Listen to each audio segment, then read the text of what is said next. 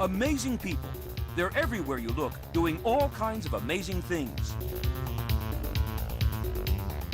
Arrows, horses. This Hungarian lives like Attila the Hun, and there are hundreds who want to be just like him. If knowledge is a weapon and words are bullets, then this French Muslim rapper is right on target. Mad scientist or master chef, who cares? It's made his restaurant in Spain the best in the world. Ah, the good old days when all you needed was a fast horse, a strong bow, and a steady hand. You could conquer the world. And the marauding hordes of Hungary did. But if it's been over 1,000 years since the last horde sighting, who's this guy? He's Lajos Kasai, and he has single-handedly brought back the lost art of mounted archery. I began by reconstructing the bows of the ancients. After years of painstaking research and countless hours of practice, he's seen as the world's grand master of horseback archery.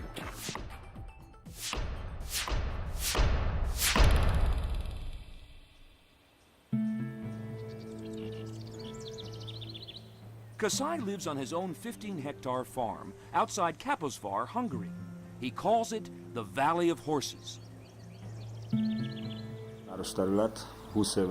20 years ago, a wild horse led me here to this valley. I felt as though I had found home.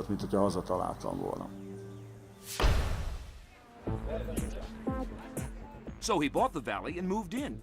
With almost no outside help, Kasai transformed the beautiful valley into a school for aspiring archers. Where would horseback archery be without horses?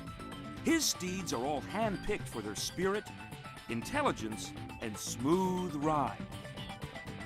An archer learns that from the waist down, he must be one with the horse. He must follow the movement of the horse perfectly. From the waist up, he must tighten his bow and concentrate on the target. To do that, you've got to get the horse to trust you. After all, he doesn't want to get poked in the eye. This isn't dance class. Hours and hours are spent shooting imaginary arrows until the students can do it in their sleep. And then there are even more hours of real target practice. Finally, it's time to bring it all together. Kasai puts his eager followers to the test on a customized 90-meter course. The horseback archer must go down this 18-meter track in 18 seconds. He has 9 gallops. The score he achieves from these 9 gallops will be his competition result. For Kasai, 18 seconds is way too long. He typically does it, get this, in 7 seconds. The key to success? A good bow. And this master archer's got a bow for every occasion. He even has his own factory. Here, Kasai churns out everything from bows to arrows, to hats, to shoes, to leather armor. Everything for the well-equipped and well-dressed Hun.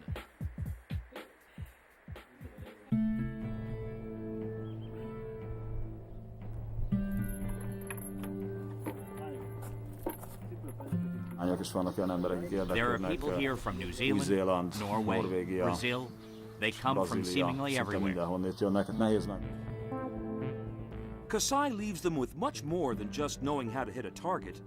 The mastery of this ancient art, he says, comes from within. You find the horse, you find the bow, and one day everything comes together perfectly. From that moment on, the internal and the external are in harmony. So what does all that mean? Simple. If you want to be the best, you have to practice, practice, practice. The faces, places, and happenings of this amazing year rocked the world. Can you guess which year? Apple Computer introduces its newest creation, the iMac. Al-Qaeda bombs destroy U.S. embassies in Tanzania and Kenya, killing hundreds. France goes wild after its first ever win of football's World Cup. Google, the internet giant, makes its debut. And in Europe, the euro unites 11 countries in a common currency. Give up? That amazing year was 1998.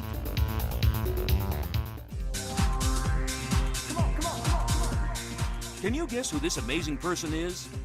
Her beautiful looks and stunning outfits inspired the creation of dolls in her image. More clues coming up.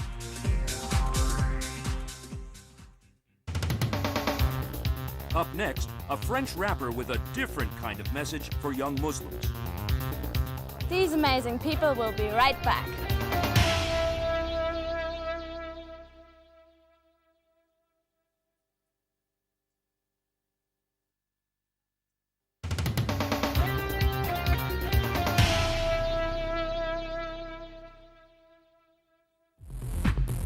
Is there a robot in your future? If scientists have a say, there will be. Join us for these amazing robots. If it weren't for the spots, you'd swear this robot fish was real. Loaded with sensors, this mechanical marvel will monitor real fish as they go about their daily routine. One major hurdle, right now the battery only lasts an hour. If it's a robot, you'll probably find it at the annual Robot Expo in Japan. There are muscle men, cell phone slaves, feisty fighters, and for those needing extra lifting power, a back-saving exoskeleton. Want your robots to be more lifelike? Teach them football. With mechanical grace, these robots kick and miss shots just like the real thing. Score 1 for the noble canine. Yo. Hip-hop, its thumping beats and rhyme-twisting raps exploded from the mean streets of America and into the hearts of young fans all over the world. This is the newest face of hip-hop, Medine, from the working-class city of Le Havre, France. Medine is uniting the two greatest forces in his life, Islam and rap music, to make in-your-face songs of protest ripped right from the headlines. Pourquoi je rappe comme Rugy le lion? Pour trouver, apporter la solution, non. Je crois bien que c'est plus profond que ça. Grandir avec ça de 12 à 22 ans. C'est dans mes gènes, dans mes veines et dans ma peau. Parler de ce qui ne va pas, c'est ça mon boulot. Un crayon finira. Par rapport à tout ce qui se fait aujourd'hui dans le rap, j'ai une particularité, c'est vraiment essayer de structurer mes albums, d'avoir un thème assez engagé, que ce soit aussi bien sur le plan politique que sur le plan social, même économique. Donc c'est vraiment essayer de faire passer un message engagé, pour ne pas dire super engagé, quoi. He grew up in some of France's poorest projects, where hopeless friends traded in their lives on alcohol, drugs, and crime. Medine made other choices, but he's still in the ghetto, working to create a better life. Alors, en fait, je pense pas qu'on réalise directement lorsqu'on est très jeune qu'on va devoir mener 2 fois plus d'efforts que n'importe quel autre citoyen parce qu'on est issu de l'immigration, parce qu'on habite dans un quartier. Life wasn't easy as a poor Muslim in the West, but after 9/11, it only got worse.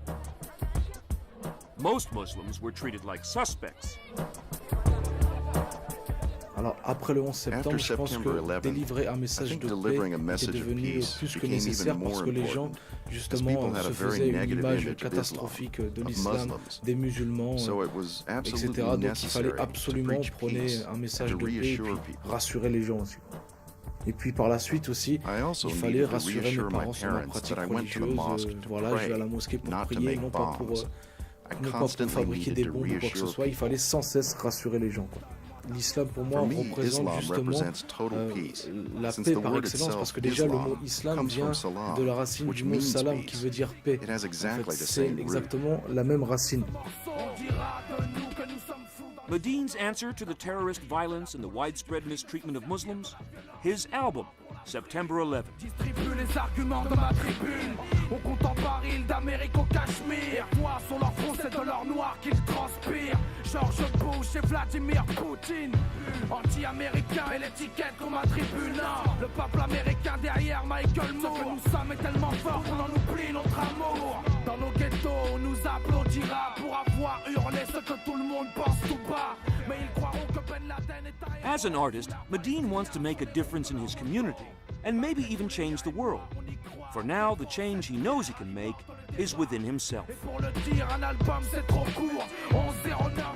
Alors, en fait, comment moi j'ai compris ma propre religion, qui est l'islam, c'est vraiment essayer de devenir un homme meilleur chaque jour, avec une auto-remise en question continuelle chaque jour. Est-ce que là je suis bon, est-ce que mes actes ne causent pas des dommages pour ma famille, pour les gens qui m'entourent, etc. C'est cette philosophie-là que l'islam, moi, m'enseigne, c'est se remettre en question continuellement pour être le meilleur le lendemain et à chaque minute. Faut que je m'améliore avant que vienne mon heure. Face à la mort, le monde croit se dépêcher. Mais c'est comme vouloir mettre un terme à nos péchés. Mes projets, la victoire décrochée avant d'entendre le clocher, voir ma famille protégée. Écoute.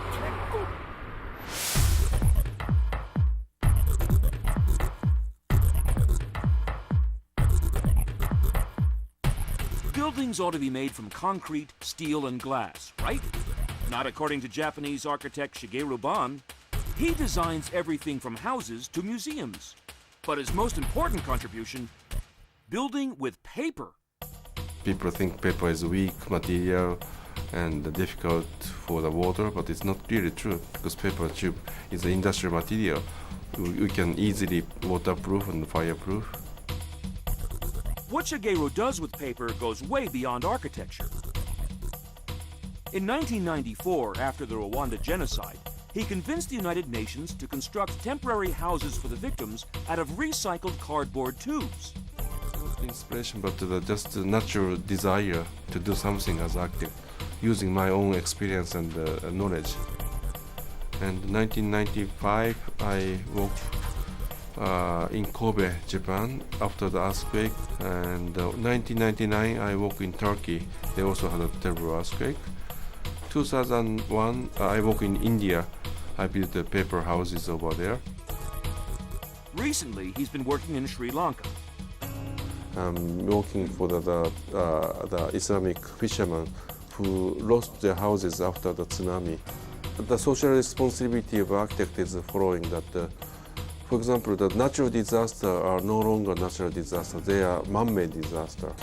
For example, earthquake itself never kill people, but the collapse of the building kill people. For Shigeru, an architect's job is more than building monuments. It's about saving lives. But also I enjoy working for the general public and the minority people after disaster. We asked people around the world, what amazing thing would you like to do before you die? Win the lottery. No, I'd like to go into space and see the world from high above. It must be beautiful. The most amazing thing? I don't know. The most amazing thing could be to travel on a supersonic military airplane. I'd like to travel the world before I die. There's a lot to see, a lot of people to meet, and a lot of experiences to live. Something unusual. Maybe going to space if that would be possible. I think I would like to go up into space one day.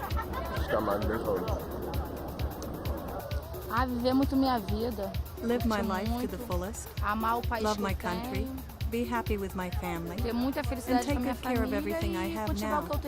Nothing more. Por exemplo, seria uma coisa que eu gostaria de participar. Em Paris-Dakar, caminhando de moto há quase 40 anos. Ich möchte gern auf den Mount Everest. I'd like to climb Mount Everest. A trip to India and onto the Himalaya. These are the two things I still want to do. Or should I say, I absolutely will do. I still have plenty of time.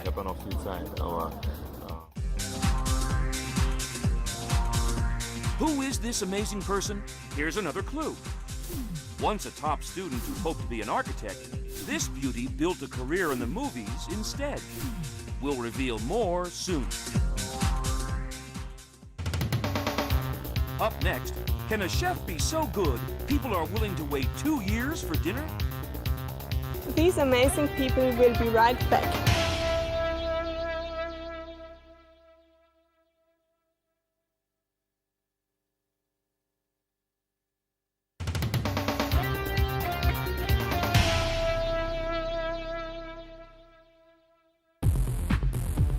These people are even too amazing for us. It's the King Cobra Festival in northern Thailand, where the men take turns taunting one of the world's deadliest snakes. One bite from this natural disaster, and you're dead in 15 minutes. So what do? They poke it, slap it, and even put it in their mouth. Yuck! My gosh, people, can't you think of a safer hobby? Meet the Balloon Man. This guy has never grown up.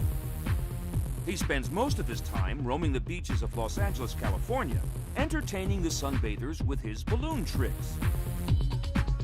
Most of which are done on the inside of large balloons.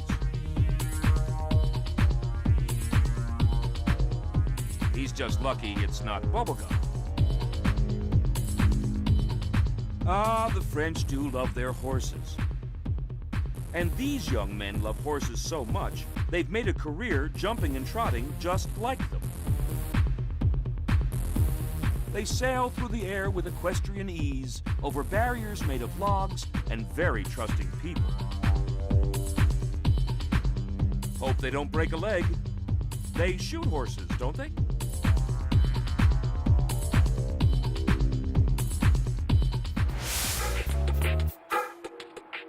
The world of high-class cooking. It's always been chefs in big hats whipping up fancy dishes that cost a week's salary, right? Not anymore. There's something really different happening in Spain these days, and it's all because of this guy. My name is Ferran Adrià. We're at El Bulli in Kilimanjaro, Girona, Catalonia, Spain, in Europe. España, Europa. It's here at El Bulli on Spain's northern coast that Master Chef Ferran performs his magic.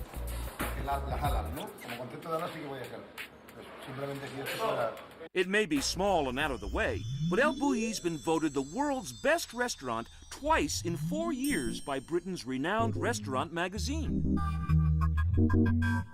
What makes it so special? Well, what you see may not be exactly what you taste. These orangey foams, known as carrot air, are so light they melt the second they touch your tongue. Caviar, right? Wrong. They're apple-flavored balls shaped to look like those expensive little fish eggs. And here's a fun dish, a spaghetti noodle 2 meters long that you eat in one big slurp.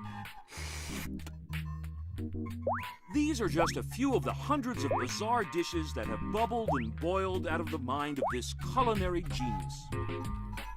In fact, Ferran is so creative, he's been credited with starting a daring new concept in cooking called molecular gastronomy. Don't let the big words scare you. It's about using science to make food do things it otherwise wouldn't. Bunsen burners, blow torches, dry ice. Is this guy a mad scientist or what? Not exactly. Every year from October to April, Ferran closes down the restaurant and heads for Barcelona. In a workshop that looks more like a laboratory than a test kitchen, the master chef and his team scramble to come up with new and amazing recipes. We keep changing the menu to see if we can make 30 magical things a year. It's very difficult. Very difficult. In May, the team returns to El Bulli, where only a few lucky diners get to feast on a 32-course meal of Ferran's latest culinary delights. Why lucky? Because it takes at least 2 years. You heard right, 2 years to get a reservation at El Bulli. Ferran's key to success is simple. Never make the same thing twice. There's a question people always ask me. Why do you like to make new things? And I say, why not? It's this kind of thinking that led Time magazine to name Ferran one of the most influential people in the world. Not bad, considering he started out as an army cook with no formal training. Even with all the attention and praise, Ferran never seems to forget what's most important. Truly enjoying what we eat. Dormimos 8 horas, we sleep 8 hours, we work 9. That's 17 hours. That leaves 7 hours. And of those 7, 3 are left for eating. So 40% of our free time is spent eating and buying food.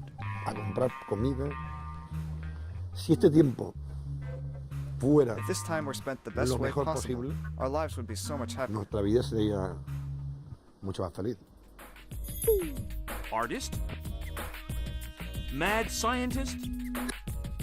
Just a guy who loves to cook weird stuff? Whatever Ferran Adrià is, he plans to keep changing the way people think about food for a long time to come.